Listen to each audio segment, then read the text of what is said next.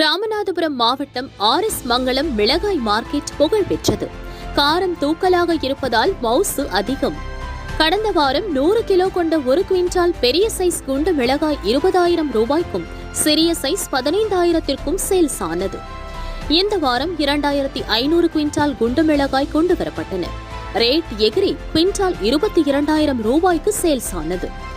குண்டு மிளகாய்க்கு புவிசார் குறியீடு கிடைத்த பின்பு சேல்ஸ் மற்றும் ரேட் அதிகரித்து வருவது விவசாயிகள் வயிற்றில் பால் வார்த்துள்ளது.